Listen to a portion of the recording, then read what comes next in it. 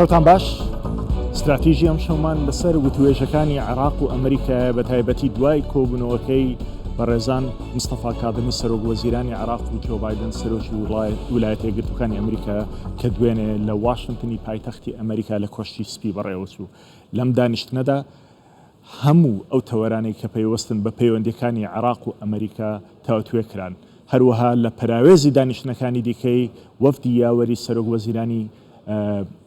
عێراق کە لە ناویاندا نوێنەرایەتی حکوومەتی هەرێمی کوردستانی شیتایە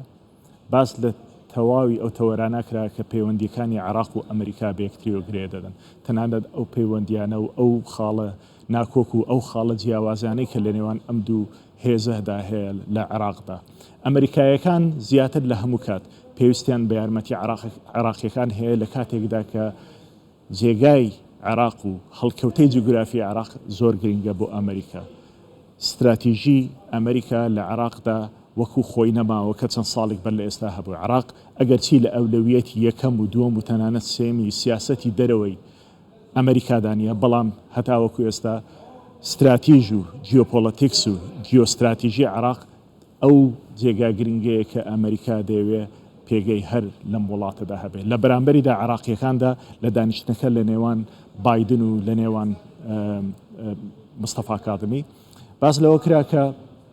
عێراق لە زۆر ڕووەوە تاوەکو ئێستا پێویستی بە ئەمریکا هەیە، بەڵام سەرۆک وەزیرانی عێراق لە نێوان دوو بەرداشی زۆر قورسدا هەیە. لایەکیان هاوپەیمانانی ئەمریکایە کە لە عێراقدا پێویستیان بە مانەوەی ئەمریکا و هێزەکانی ئەمریکا هەیە، لە لایەکی دیکەیان ئەو هاوپەیمانە شیعەیە کە لە عێراقدا دروست بۆ کە دژایەتی مانەوەی ئەمریکا دەکەن. ئەمانش ئەم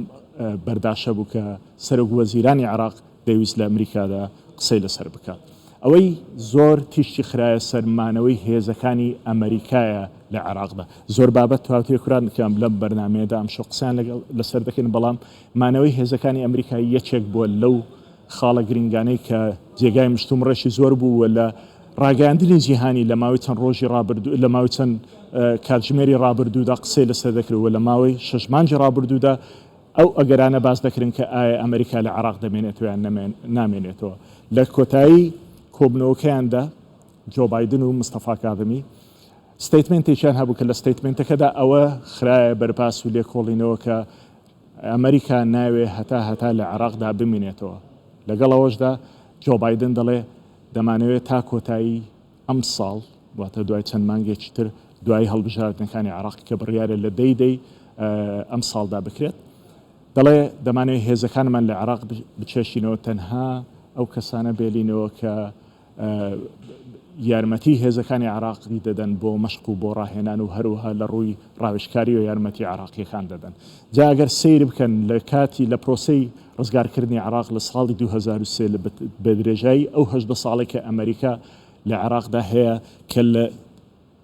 ساڵێک لە ساڵەکاندا بە تایبەتی لە ساڵی 2008ەوە نزیکەی 157,000 سەربازی لە عێراقدا هەبوو. ئەو کاتێک کە سەرۆک ئۆبامان لە کۆشتی سپی بوو لە ساڵی 2002 کە بڕیاریاندا هێزەکانیان هێدی لە عێراق کەم بکەنەوە، هێزی ئەمریکا سەربازەکانی ئەمریکا لە عێراقدا تا 2014 گەیشتە 3500 کەس. بەڵام ئەمڕۆ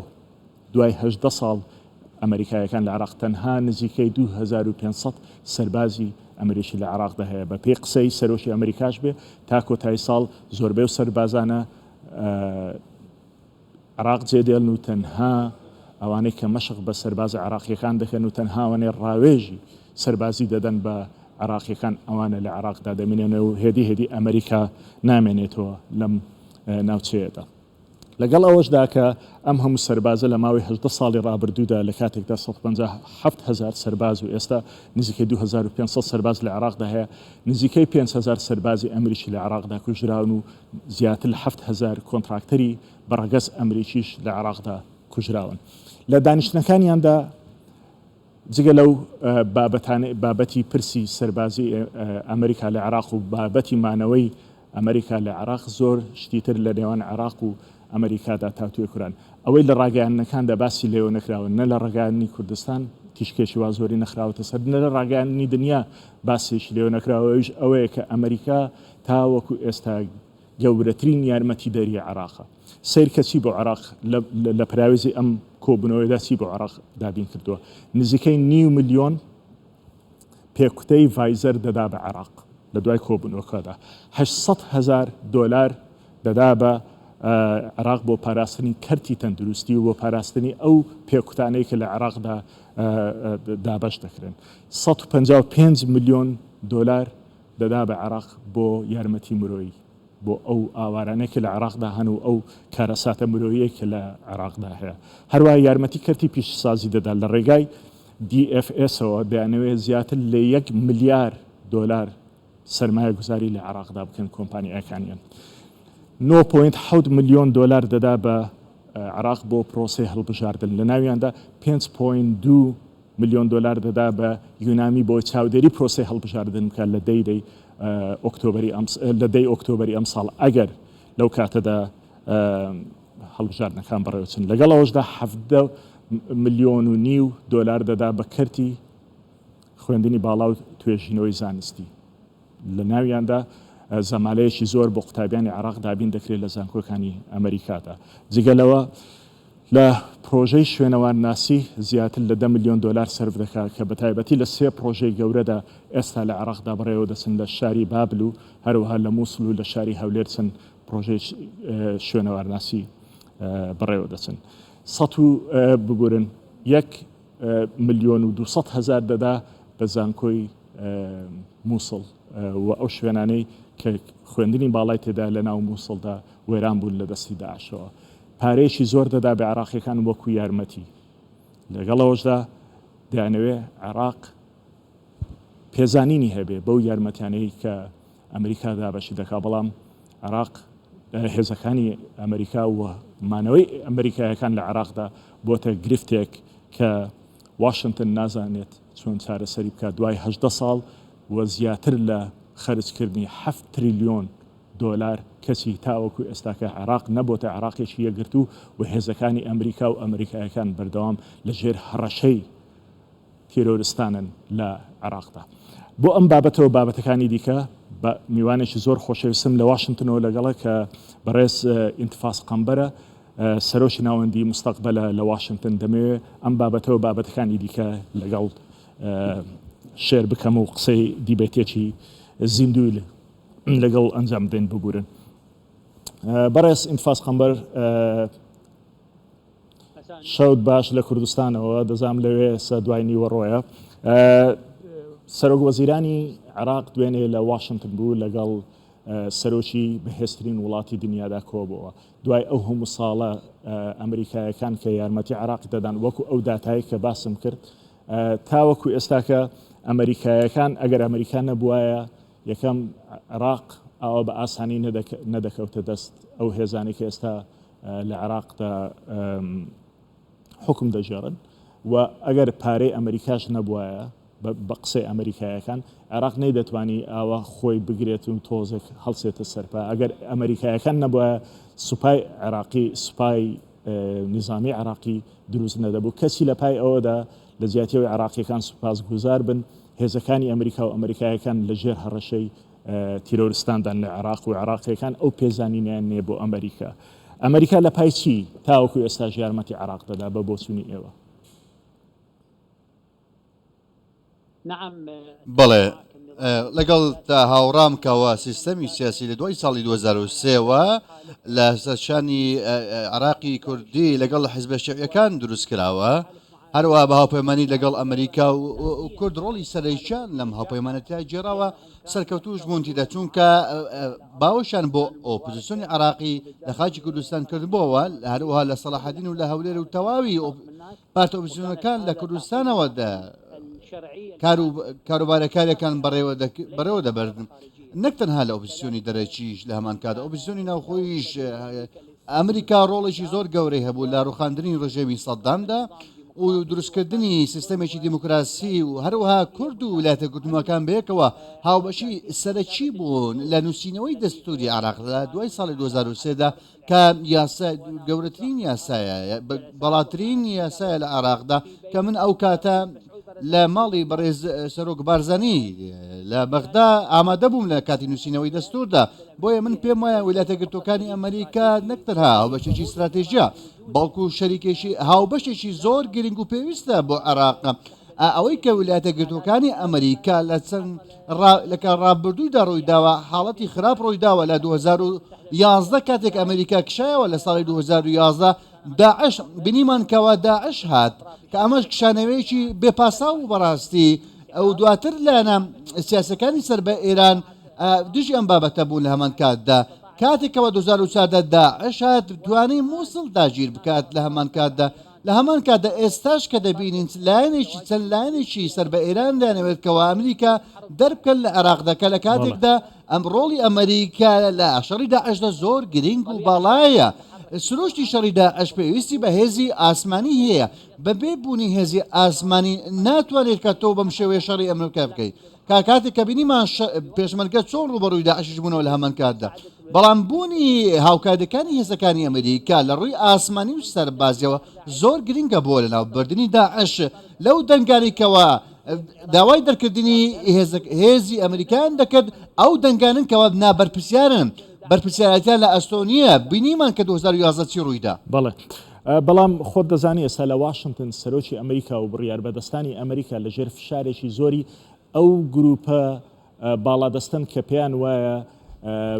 بەرژەوەندەکانی ئەمریکا لە عێراق کۆتایی هاتووە پێویستە هێزەکانی ئەمریکا و ئەمریکایەکان عێراق جێبێڵن بۆ عێراقیەکان چکە دوای 8 ساڵ ئەو ئامانجێکی ویستی بیان نەیان پێکە جا پێت وایە لە دوای کۆبنەوەکەی دوێنێ کە بەڕێز جۆ بایدن دەڵێ ئێمە لە کۆتایی ساڵدا هێزەکانمان لە عێراق دەردەهێنین ئایا ئەمە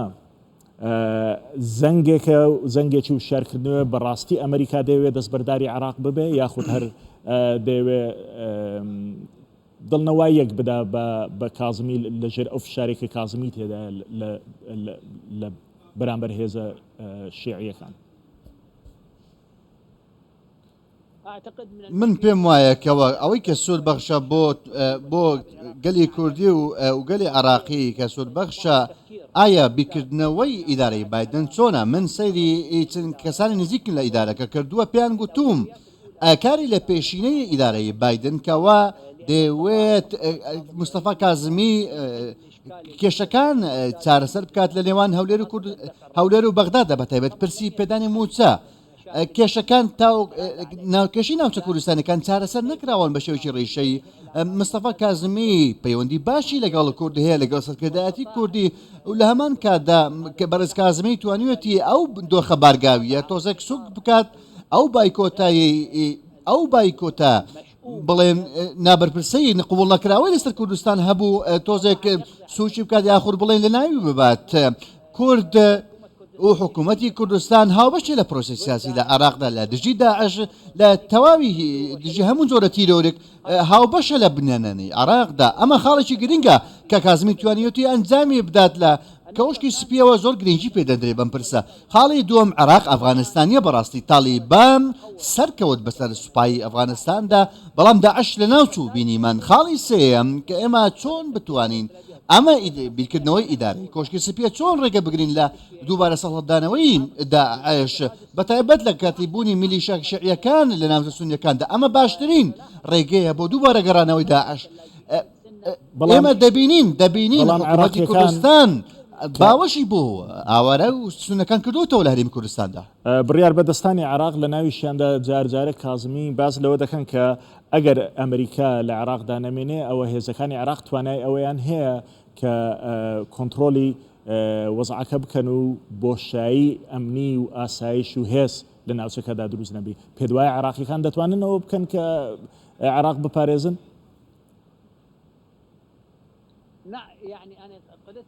من سەرەتاش گوتم ئێمە پێویستمان بە هێزی ئاسمانی هەیە هێزی پێشکەوتووی ئاسمانی ویلایەتە یەکگرتووەکانی ئەمریکا دەتوانێت ئەو هێزە بێت بۆ ئەوەی کەەوە داعش لەناو بچێ بە تەواوەتیت ئەو لە ڕووی لۆجستیەوە داعش لەناو بچێت لە هەمان کاتدا هێزەکانی ئەمریکا یارمەتی عێراقی داوە لە چەندین دۆخ و باری دیکەدا لە ڕووی هەواڵگریەوە بۆ پاشماوەکانی داعش هیچ بەرپرسێکی عراقی بەرپرسێکی لە ڕووی سەربازیەوە بەرپرس نەبووە لە پرسی کە بیاوێت هێزەکانی ئەمریکا بکشێنەوە من پێ گوتیشم کەەوە ئەوەی کەوا کۆشکی سپێ گوتوویەتی سەبارەت بە کشانەوەی ئەمریکا ئەمە ڕوونادات تەنها ڕۆڵ دەگێرێت ناونیشان دەگۆڕێت تەنها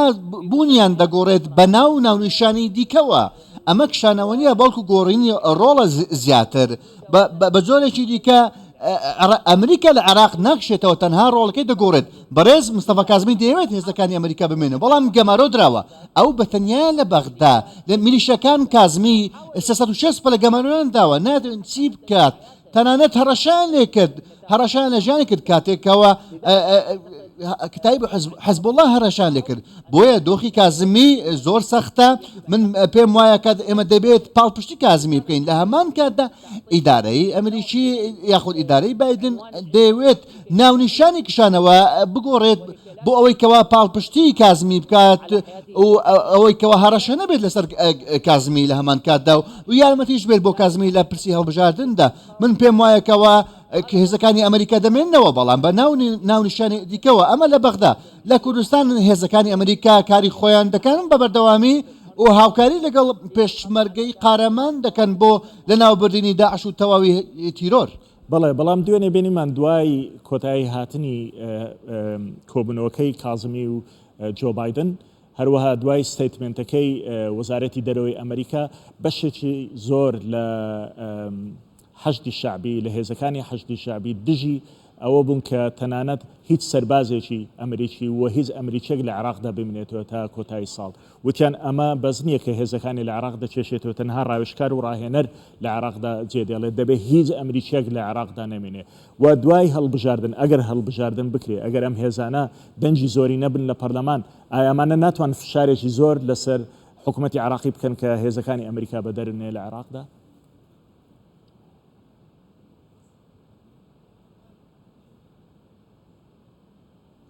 خلينا نفند الموضوع الى جزئين بابەتەکە بکەین بە دوو بەشی یەکەم بوونی هێزەکانی ئەمریکا لە عراقدا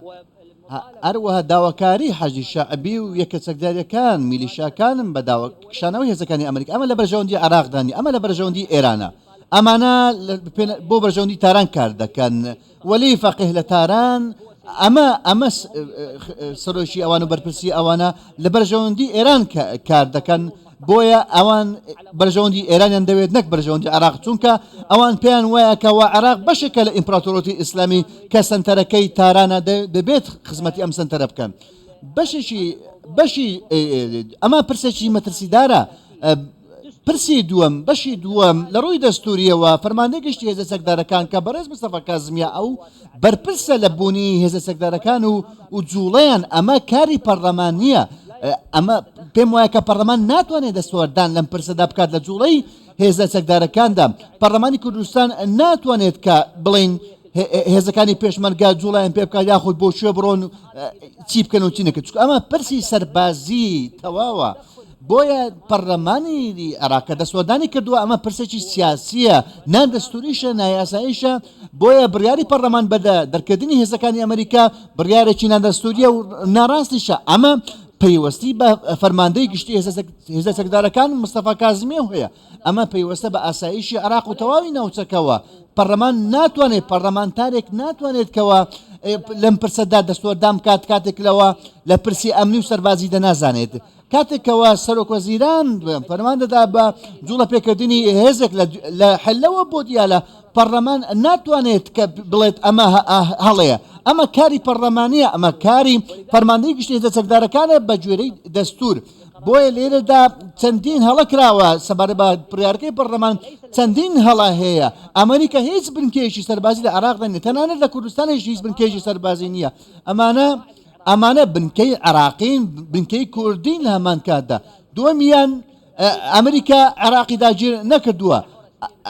ئەمریکا لەسەر داوای حکوومەتی عراق لە عێراقا نەک شەی داگیر کرد بۆیە بڕیارەکەی پەرلەمانی عراق دژی ئیرادەی حکوومەتی عراق و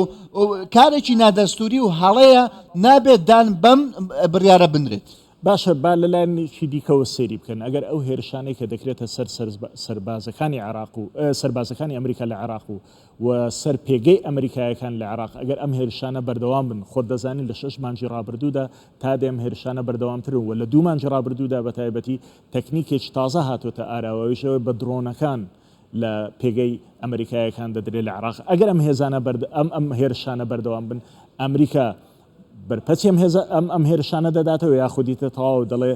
کاتی ئەوم نەماوە توانای ئەوشم نەماوە عێراق جێ دێڵم و شتێکی تریش دەمەوێت هەر بیرت بخەمەوە بەشێک لە هەندێک ڕۆژنامە و سایتی فەرمی لە ئێرانەوە ئەم بەیانیە هەواڵی ئەوەیان بڵاو دەکردەوە کە بڕیاری جۆ بایدن کە هێزەکانی لە عێراق دەچێشێتەوە ئەمە سەرکەوتنی سیاسەتی دەرەوەی ئێرانە لە عێراقدا.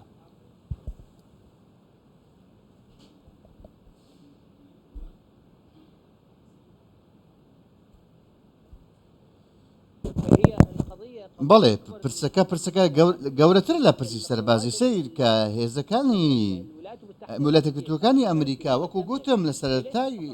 قسەکانمدا ئەمە تەنها پاڵپشتی لۆجستی و سەربازی نیە بۆ عێراق بەڵکو پاڵپشتی داراییە بۆ عێراق هاوڵاتی عێراقی ئەمە نازانێت دەڕاستیدا عێراق لە لووتکەی ئەو وڵاتانەیەکەوە هاوکاری لە ئەمریکاوە وەردەگرێت تەنانەت لە ئیسرائیل زیاترە بۆیە ویلایەتە یەکگرتووەکانی ئەمریکا پاڵپشتی عێراق دەکات لە ڕووی بانکی نێودەوڵەتیەوە لە ئاڵوگۆڵی دراودا مەسەلەی پرسی بانک و ئاڵوگۆڕی دراودە و لە ڕووی متمانە و وەرگرتنی قەرز و ئاڵوگۆڕی درا و ئەمانە کاتێکەوە ئەمریکا لە ڕووی سەربازی و ئابوووریەوە دەکشێتەوە لە عێراقدا هاوکارەکانی دەکشێتەوە ئەمە کارەساتە نەک تەنها لە ڕووی ئەمنیەوە لە ڕووی هەسەڵدانی داعشەوە بەڵکو لە ڕووی داڕوخانی ئابوووریەوە لە ڕووی داڕوخانی ئابوووریەوە لە تەواوی عێراقدا چونکە وڵاتانی جیهان متمانە ئەو کاتە بە عێراق و حکوومەتەکەی ناکەن دوای کشتنە هێزەکانی ئەمریکا بەبێ پاڵپشتی ئەمریکا بەبێ پاڵپشتی دارایی مادی ئەمریکا ناکرێت عێراق مامەڵە بکە لەگە وڵاتانی جیهاندا بۆیە من جارێکی کە دووبارەی دەکەمەوە ئەوانەی کە ئەوەی دەکەن لە بەرەژەوەندی ئێرانە نەک لە بەرەژەوەندی عێراقدا ئەمە پێشبڕچێ بۆ بەکرێگیراوی و مرتەزەکاری مرتەزەقە لەسەر بەرژەوەندی نیشتیمانی عێراقدا سەیری میلیشانکە نەک تەنها